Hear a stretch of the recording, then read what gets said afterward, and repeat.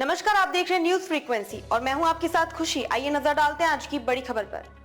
महाराष्ट्र झारखंड के चुनाव की तारीखों का जल्द होगा ऐलान, जाने क्या सोच रहा चुनाव आयोग। जम्मू कश्मीर और हरियाणा के विधानसभा चुनाव संपन्न हो चुके हैं। अब चुनाव आयोग बाकी 2 राज्यों में चुनाव कराने की तैयारी कर रहा है। चुनाव आयोग जल्द ही महाराष्ट्र और झारखंड विधानसभा चुनावों की तारीखों का ऐलान करेगा।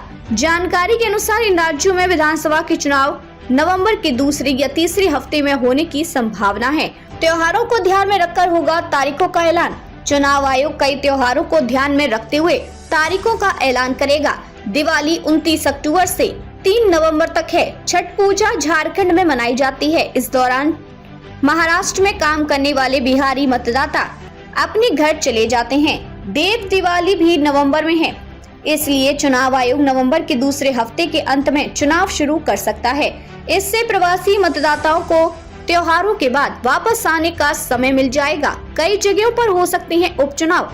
इन चुनावों के साथ साथ 45 से ज्यादा विधानसभा सीटों और वायनाड और वशीरहाट लोकसभा सीटों पर उपचुनाव भी हो सकते हैं। राहुल गांधी ने अमेठी सीट रखने के लिए वायनाड से इस्तीफा दे दिया था, इसलिए वायनाड सीट खाली है। वशीरहाट सीट तृणमूल सांसद शेख नूरुल इस्लाम के निधन के कारण खाली हुई है।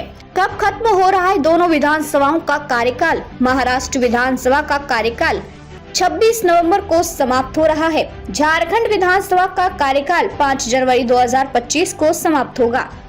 2019 में झारखंड में 5 चरणों में और महाराष्ट्र में एक ही चरण में चुनाव हुए थे। चुनाव आयोग ने जम्मू कश्मीर में 6 से 7 चरणों की बजाय 3 चरणों में चुनाव सफलतापूर्वक कराए थे, इसलिए इस बार झारखंड में भी जल्दी चुनाव संपन्न होने की संभावना है। अब तक के लिए बस इतना ही। फिर होगी आपसे मुलाकात ऐसी एक और बड़ी खबर के साथ। तब तक के लिए नमस्कार और देखते रहिए न्यूज फ्रीक्वेंसी।